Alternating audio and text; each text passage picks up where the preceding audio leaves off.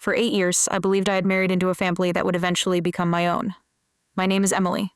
I was 36 years old, and for most of my marriage to Daniel, I considered myself incredibly lucky. Daniel and I had met at a friend's birthday party. He was quiet, thoughtful, and the kind of man who remembered small things.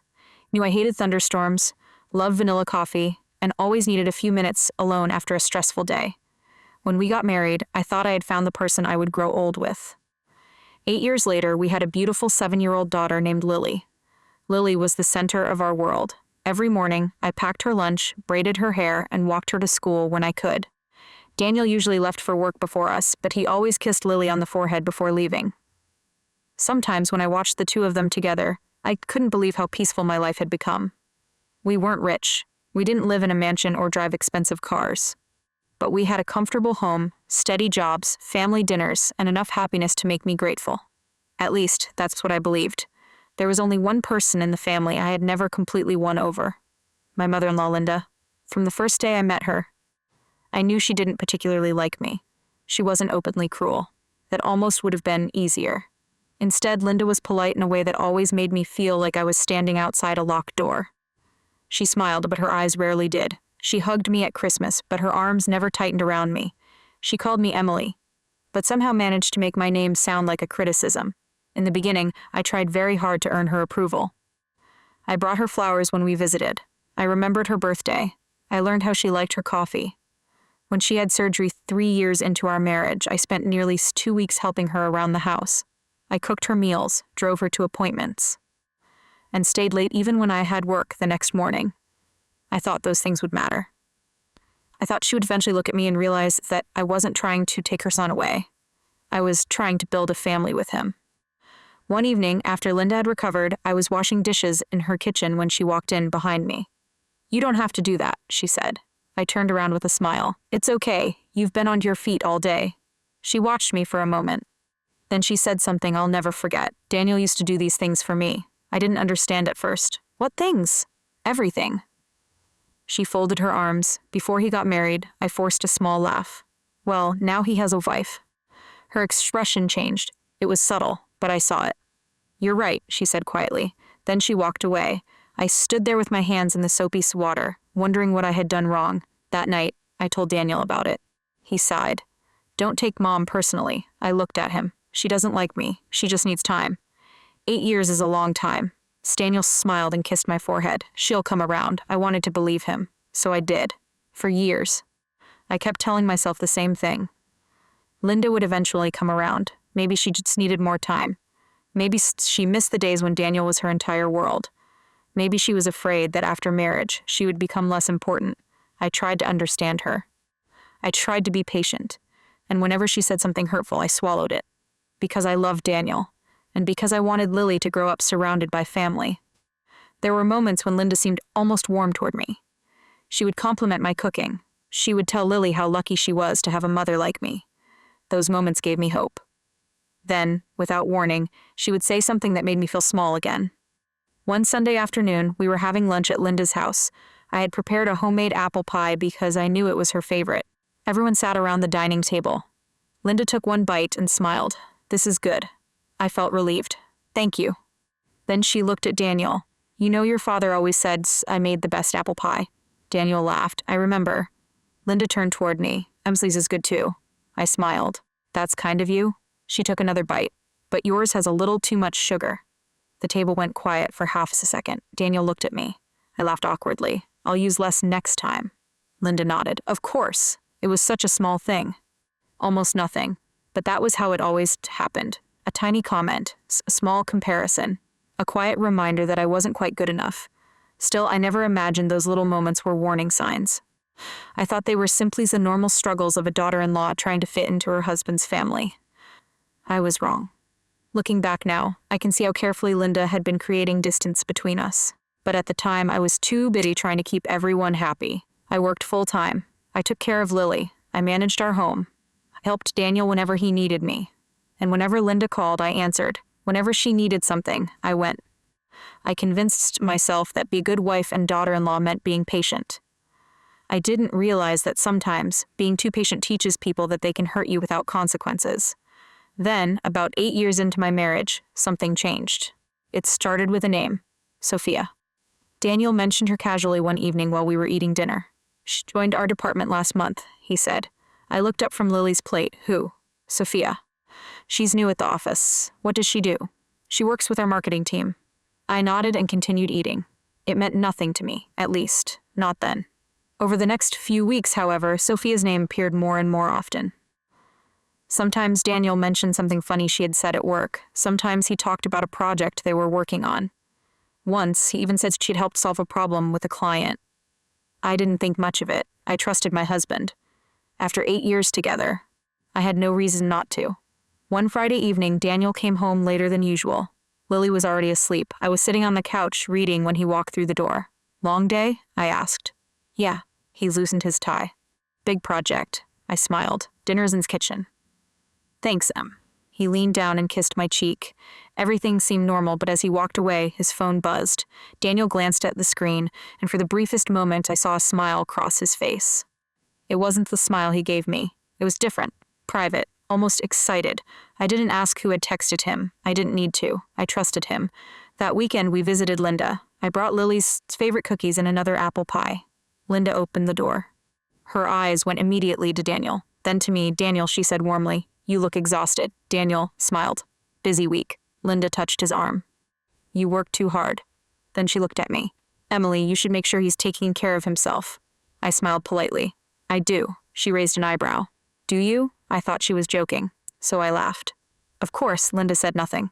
But that evening, something strange happened. While we were sitting in the living room, Daniel received another message. His phone lit up.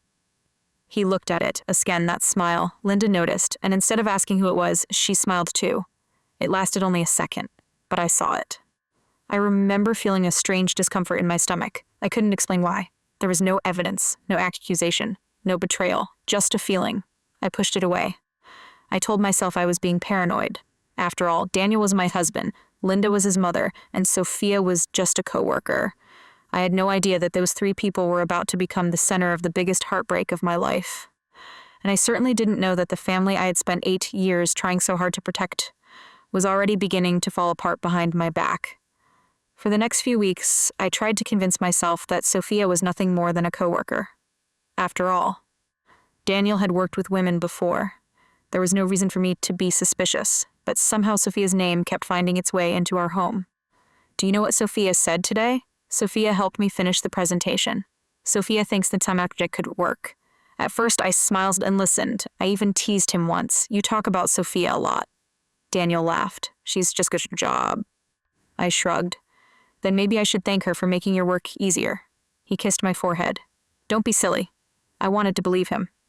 Then Linda started talking about Sophia too. One Sunday, while we were having lunch at her house, Linda suddenly said, Daniel tells me Sophia's very capable. I looked up. She's his coworker? Yes, Linda replied. Then she smiled. She sounds like such a pleasant young woman. I didn't understand why Linda knew so much about her. Daniel had apparently mentioned her to his mother several times. Linda continued, She knows how to take care of herself. She has a good career, very independent. I smiled politely. That's nice. Linda looked directly at me. You could learn something from her. The words hit me harder than they should have. I looked at Daniel, expecting him to say something. He didn't. He simply continued eating. That night, I asked him about it. Why does your mom know so much about Sophia? Daniel looked annoyed. Because I told her about work. That's all. And why does she keep comparing me to her? She wasn't comparing you. She literally says I could learn from her. Daniel sighed. Emily, you're overthinking everything. I went quiet. Maybe I was simply tired.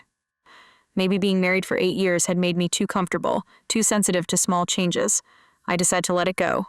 But the situation only became stranger. Sophia started calling Daniel outside working hours, sometimes at 7 in the evening. Sometimes after 9, whenever I asked who it was, Daniel would say, work. One evening, I walked into the kitchen and found him laughing on the phone. He immediately lowered his voice when he saw me. I'll call you tomorrow, he said before hanging up. Who was that? Sophia. He said her name so casually. I forced a smile. Work again? Yeah. Then he walked past me. I stood there alone. Something inside me had changed. Not because I believed Daniel was cheating. Not yet.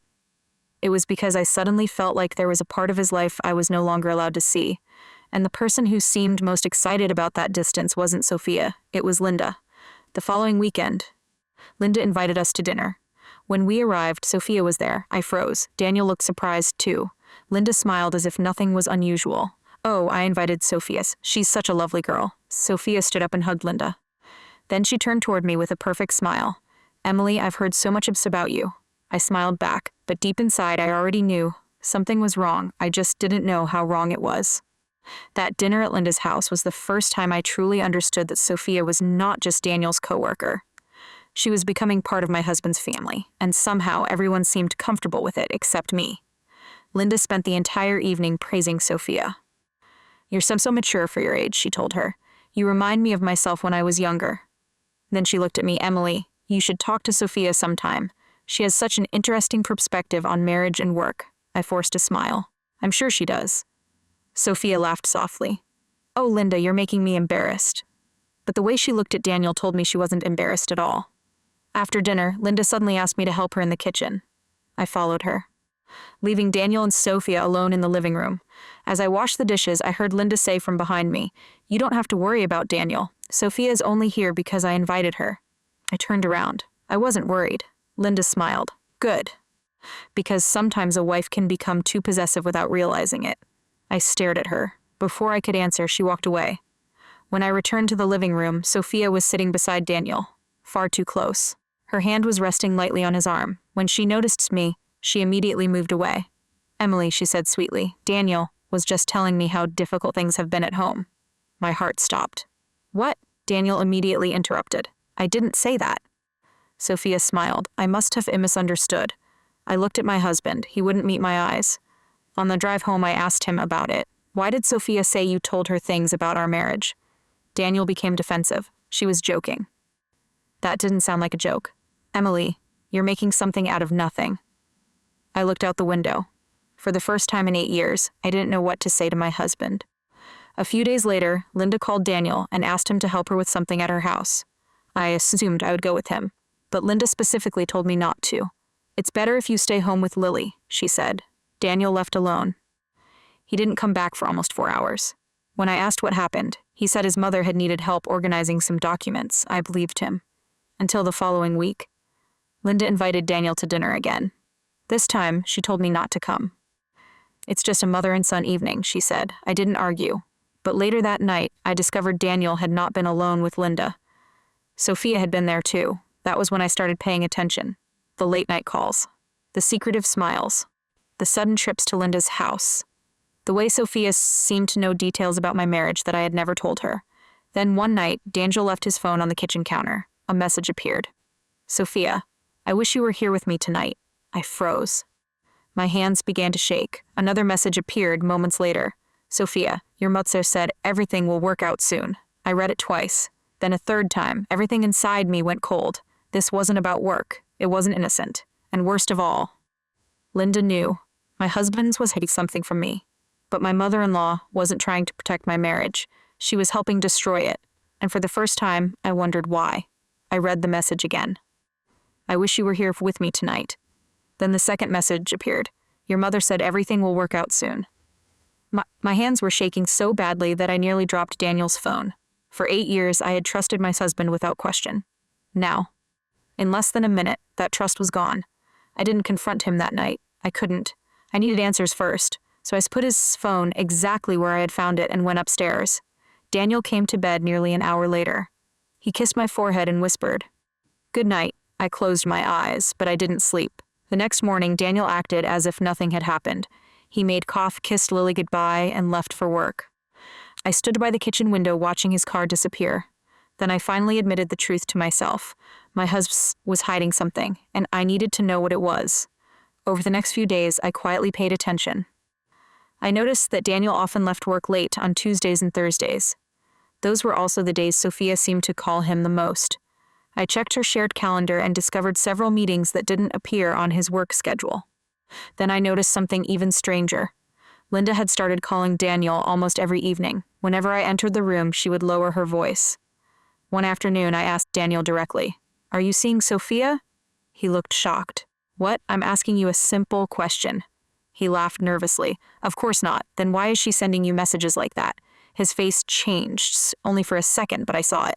She was drunk, he said. I stared at him. At 10 o'clock on a Tuesday? She was upset. I don't know. And what did your mother mean when she said everything would work out? Dan became angry. Emily, this is ridiculous. Then explain it. There is nothing to explain. He grabbed his jacket and walked out. I stood there, watching the door close behind him. That was the moment I knew he had lied. I began looking deeper. I didn't invade his privacy recklessly. I simply started connecting the things I had ignored for months. Sophia and Daniel had met outside work more often than he admitted. Linda knew about those meetings. And then I discovered something that hurt more than the messages. Sophia had been visiting Linda's house while I was at work. There were photos on Linda's social media, a dinner, a birthday gathering, a picture of Sophia standing beside Linda in the kitchen. In the caption, Linda had written, "Some people simply feel like family." I stared at those words for a long time. I felt sick. I'd spent 8 years trying to become family, and Linda was giving that place to another woman. That evening, I went to Linda's house. She opened the door and looked surprised to see me. "Emily, can we talk?" She stepped aside. I walked in. "I know about Sophia." Her expression didn't change. "What about her? I know you've been meeting her." Linda smiled coldly. "You're imagining things." I saw the messages. For the first time, her smile disappeared. Then she said something that broke my heart. "Maybe if you had been a better wife, Daniel wouldn't have needed someone else." I felt the air leave my lungs. "So you knew?" Linda looked directly at me. "Yes." "How long?" She didn't answer. That silence told me everything. She had known. She had watched it happen, and she had chosen Sophia's side. I walked out of Linda's house with tears in my eyes, but one question stayed in my mind. Why would a mother deliberately help destroy her own son's marriage? I didn't know the answer yet. But I was about to discover that Sophia was only the beginning of a much bigger secret. After leaving Linda's house that evening, I drove home with tears running down my face. Her words kept repeating in my head. "Maybe if you had been a better wife, Daniel wouldn't have needed someone else." For 8 years, I had tried to be the daughter-in-law she wanted. Now I understood something painful. She had never wanted me. But I still believed Daniel would choose our family when he learned the truth. I was wrong. The next morning, I confronted him again. "Daniel, your mother knows about Sophia." He stared at me. "What are you talking about? I went to her house last night." His expression hardened. "You went to Mom's?" "Yes," and she admitted she knew. Daniel shook his head. "Emily, you're becoming obsessed." "Obsessed? You're accusing everyone around me." "I found the messages. You went through my phone. I saw one message on the screen. I didn't go searching." He didn't answer. Instead, he said something that made my heart sink. "Maybe this is exactly why I can't breathe around you anymore." I stared at him. "Are you blaming me?" "I'm saying you've changed." "No, Daniel, I changed because something is happening behind my back." He walked away. That afternoon, Linda called me. Her voice sounded unusually calm. "You need to stop creating problems." "I'm not creating anything." "You're embarrassing Daniel. Your son is the one hiding things from me," she sighed. "Emily, sometimes a marriage ends because two people simply grow apart." My stomach tightened. "Are you telling me Daniel wants a divorce?" "I'm telling you to be realistic." Then she hung up. A few days later, things became even worse. Sophia began appearing everywhere. At Daniel's office events, at Linda's house, even at a restaurant where Daniel and I had planned a family dinner. She walked toward our table with a smile. "Daniel, what a surprise." It wasn't a surprise. Not to me. She knew exactly where we would be. Then she looked at me. "Emily, you should really give Daniel more freedom. He works so hard." I felt my face burn. Daniel didn't defend me. Instead, he said, "Sophia, maybe we should talk somewhere else." That was when I realized I was becoming the outsider in my own marriage. Soon, Linda started telling relatives that I was controlling Daniel. One of them called me privately. "Emily, maybe you should calm down. Linda says you're making Daniel miserable." I couldn't believe it. I had become the villain. The woman who had spent years caring for everyone was suddenly portrayed as jealous, controlling, and unreasonable. Then Sophia sent me a message. "You should stop fighting for someone who doesn't love you anymore." I stared at the screen. I didn't reply. Instead, I saved it. I started saving everything. Messages, dates, photos, phone records, anything that showed the truth. Then came the night that changed everything. Linda invited Daniel to her house. I knew Sophia would be there. This time I followed them. I didn't enter. I simply watched from across the street. Sophia arrived 20 minutes later. Linda opened the door for her. and then Daniel followed her inside. 3 hours later, Daniel came home. He found me sitting at the kitchen table. "You're still Yes." He looked uncomfortable. I placed the divorce papers Linda had given me on the table. His face went pale. "What is this? Your mother wants me gone, Emily. She told me to sign them." Daniel sat down. I looked directly into his eyes. "Do you want me to leave?" He said nothing. Then he whispered, "Maybe it's for the best." My heart shattered, but Linda wasn't finished. The next morning, she called me and said the words I never thought I'd hear. "If you know what's good for you, you'll sign this to papers and leave my family quietly." I looked at my sleeping daughter, then at the papers. For the first time, I realized I might actually lose everything, or at least everything I thought belonged to me. What I didn't know was that hidden inside Linda's house was a secret that could change the entire story. The morning after Linda told me to leave her family, I sat at my kitchen table staring at the divorce papers. For 8 years, I had believed this house was my home. Now I was being treated like a stranger. Daniel had barely spoken to me since the night before. Lily was still asleep upstairs, unaware that her parents' marriage was falling apart. I wiped my tears and made a decision. If Daniel wanted me gone, I would leave. But before I walked away, I needed to understand what had happened to the family I once trusted.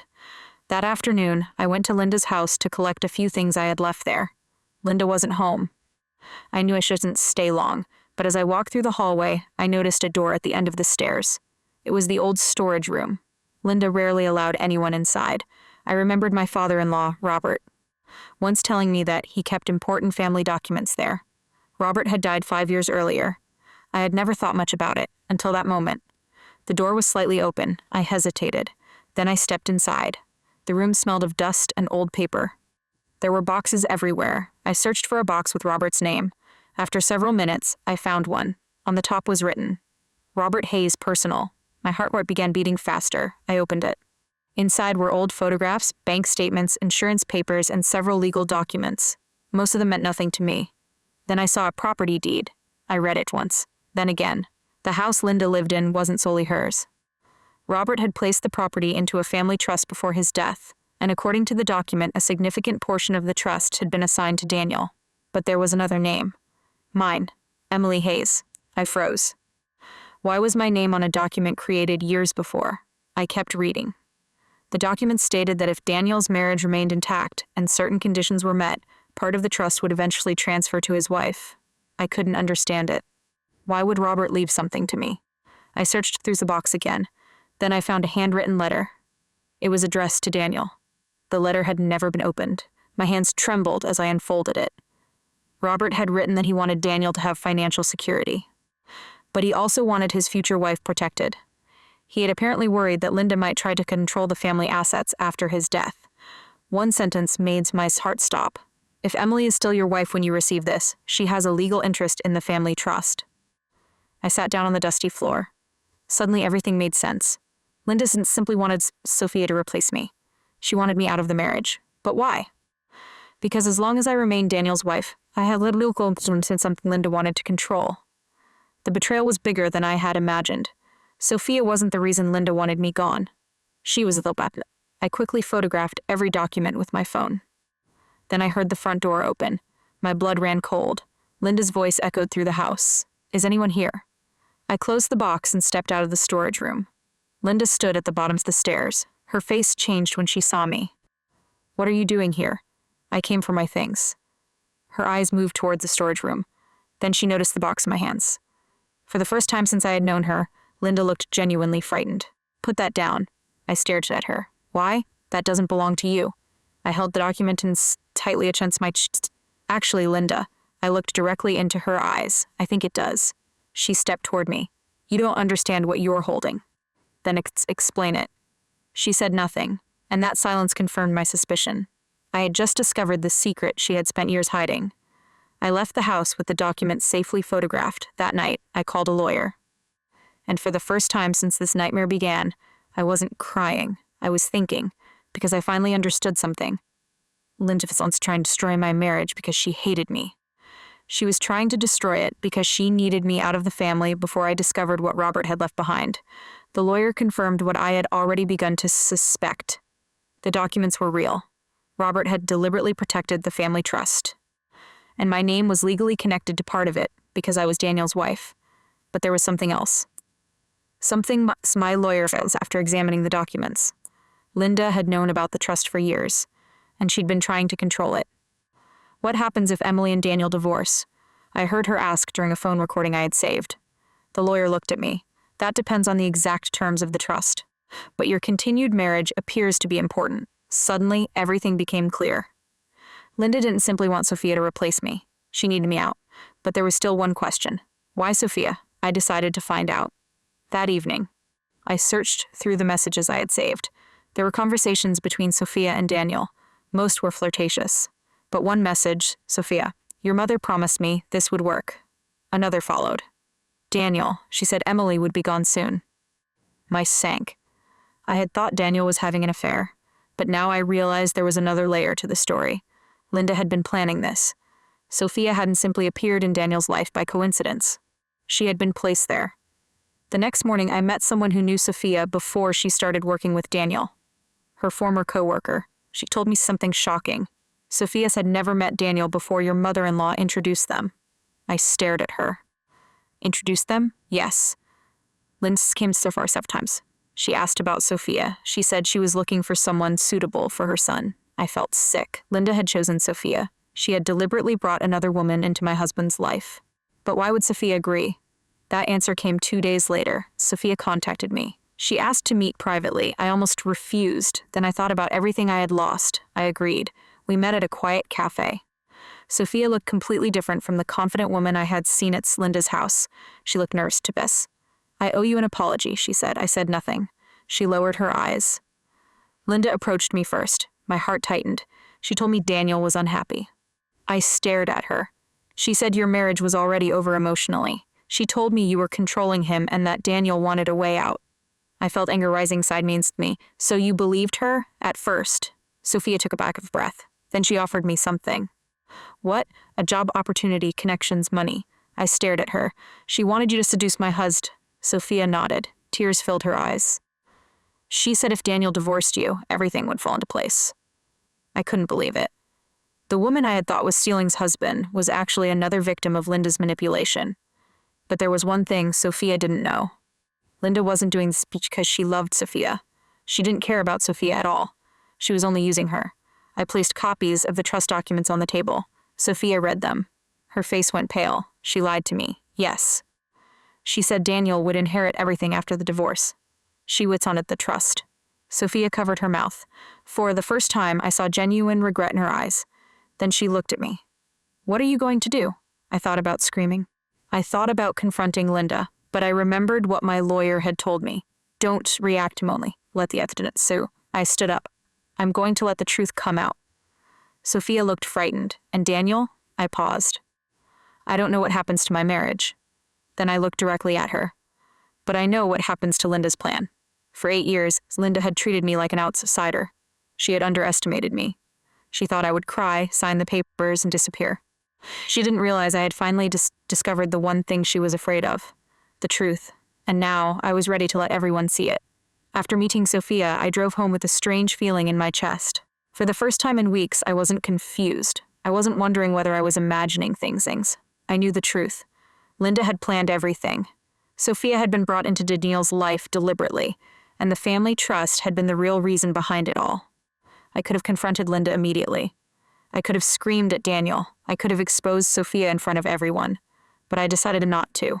I had spent too many years being called emotional, jealous, and controlling. This time, I wanted facts to speak for me. The next morning, I met my lawyer again. I gave him everything. The messages, the photographs, the recording, the trust documents, Sophia's statement. He carefully reviewed each piece of evidence. Then he looked at me. You have enough to protect yourself. I nodded. What should I do? Don't threaten anyone. Don't announce what you know. Let me handle the legal side. For once, I listened. I went home and acted as if nothing had changed. Daniel noticed immediately. You're quiet, he said. I have a lot to think about. He looked nervous. Emily, maybe we should talk. About what? Us. I looked at him. Do you still want a divorce? He didn't answer. That silence told me more than words could. Then he said quietly, I don't know. I almost laughed. 8 years of marriage, a child, a home. And he didn't know. I simply nodded. Okay. Meanwhile, Linda became more confident. She apparently believed I was preparing to leave. She called me one afternoon. "Have you signed the papers?" "Not yet." "You need to stop making the difficult." I stayed calm. "You seem very interested in making sure I leave, because Daniel deserves happiness." I smiled faintly. "Does he?" Linda became silent. Then she said, "Or you'll regret fighting this." I hung up. 2 days later, my lawyer contacted Linda's attorney. The reaction was immediate. Linda called Daniel. Then Daniel called me. "What did you do?" "Nothing. Mom says you're trying to take the family property." "I haven't taken anything." "You gave documents to a lawyer, yes." Daniel became quiet. Then he whispered, "What documents?" I realized he didn't know. Not everything. Not the truth about his father's trust. Not the reason his mother wanted me gone. I told him to meet me. We sat across from each other at a small cafe. I placed the documents on the table. Daniel read them. His face slowly changed. "What is this?" "Your father's trust."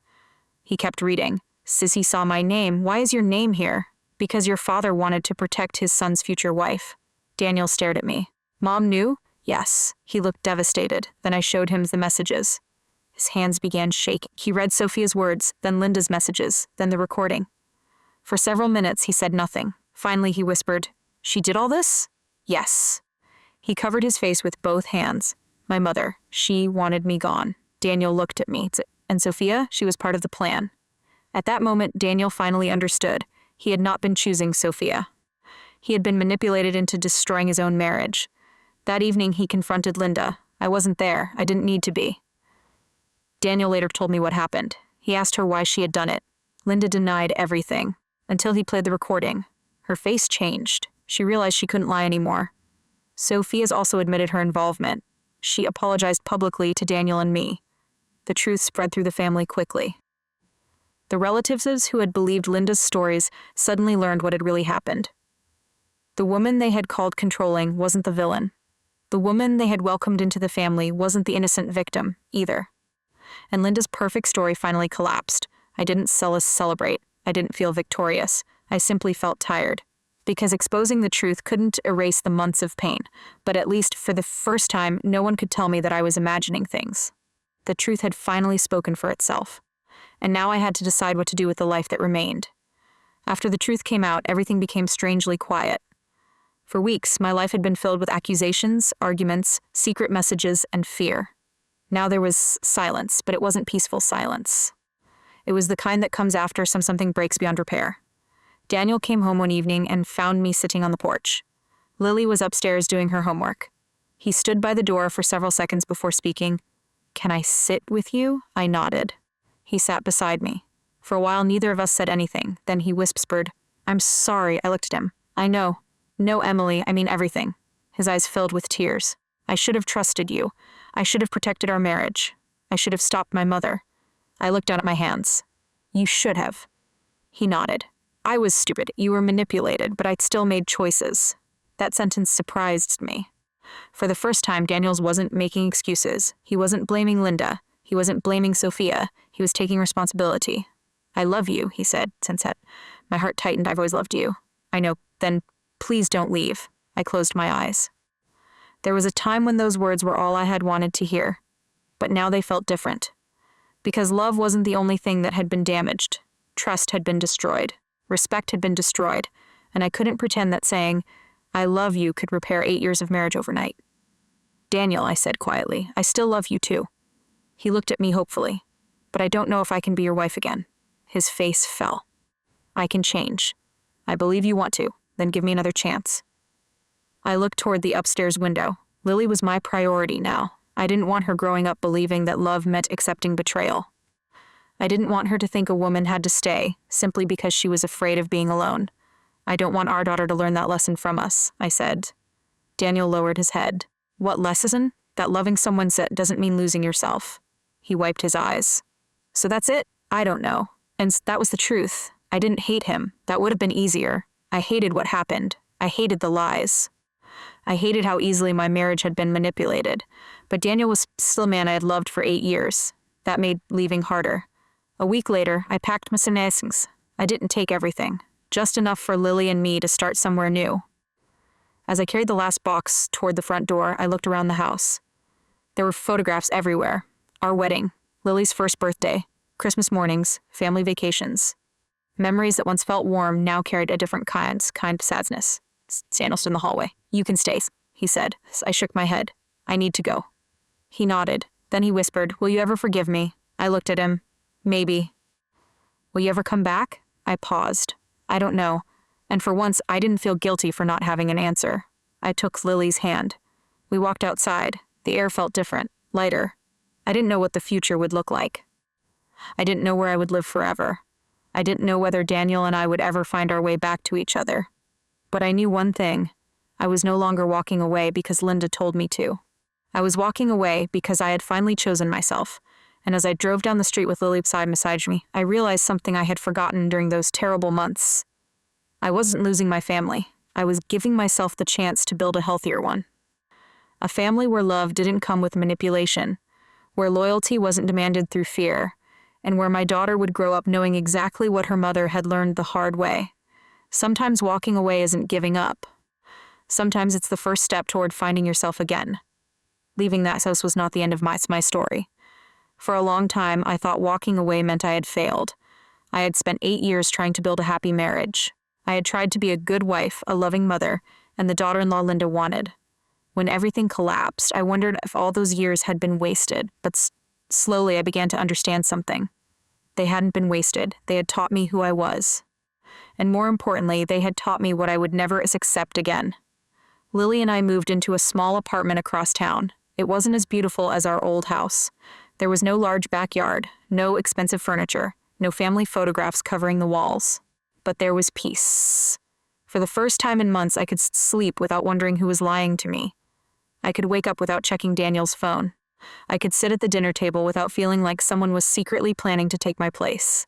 One evening, Lily sat beside me while I unpacked a box. "Mom, yes, are we going to be okay?" I stopped what I was doing. I looked at my daughter. Then I smiled. "Yes, sweetheart, we're going to be okay." She leaned against me. "Do you miss Dad?" I took a deep breath. "Yes. Are you angry with him? Sometimes. Do you still love him?" I smiled sadly. Yes, loving someone doesn't always mean staying with them. She thought about that for a moment. Then she asked, "Why did you leave?" I looked into her innocent eyes because I needed to remember that I matter too. She hugged me. And in that moment, I knew I had made the right decision. Weeks passed. Daniel continued going to counseling. He also began setting boundaries with Linda. According to him, their relationship had changed completely. Linda lost control of the family trust. The lawyers made sure everything was handled properly. Sophia left the company. She eventually sent me a long apology. I accepted it. Not because what she had done was okay, but because I no longer wanted anger to control my life. As for Linda, she never apologized. Not sincerely. She blamed everyone except herself. But strangely, I stopped caring. That was the greatest victory of all. I realized I didn't need her approval anymore. I didn't need her to admit she had hurt me. I didn't need Daniel to come back and prove that I had been worth choosing. I already knew my worth. 1 year later, Lily and I were sitting in our new backyard. It was small, but we had planted flowers together. She was doing homework while I drank coffee. The sun was setting. My phone rang. It was Daniel, I answered. "Hi." He was quiet for a moment. "Emily, I just wanted to tell you something." "What?" "I finally understand." "Understand what?" "That my mother didn't destroy our marriage." I said nothing. I helped destroy it because I let her control my choices. My eyes filled with tears. Daniel continued, "And you were right. You deserved better." I closed my eyes. For years, I had wanted him to say those words. Now that he finally did, I realized I didn't need them anymore. "Thank you," I said. "I hope someday you can forgive me." "I already have." He sounded surprised. "But forgiveness doesn't mean going back." "I know." We said goodbye. I put my phone down. Lily looked at me. "Was that Dad?" "Yes." "Are you sad?" I smiled. "A little." Then I looked around our small home, at the flowers, at my daughter, at the peaceful life I had built. "No," I said. "Mostly I'm grateful, because I finally understood the greatest lesson of my life. Revenge isn't always making the people who hurt you suffer. Sometimes revenge is simply refusing to let them control your future."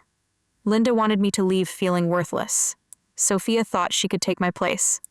Daniel thought he could have both love and silence without consequences. But none of them understood what would happen when I stopped begging to belong. I built a life where their opinions no longer mattered, a life filled with peace, a life where my daughter could watch her mother choose dignity over fear. And sometimes, the best revenge isn't destroying the people who hurt you. It's building a life they can no longer control. That was the moment I finally understood. I hadn't lost my family. I had found myself.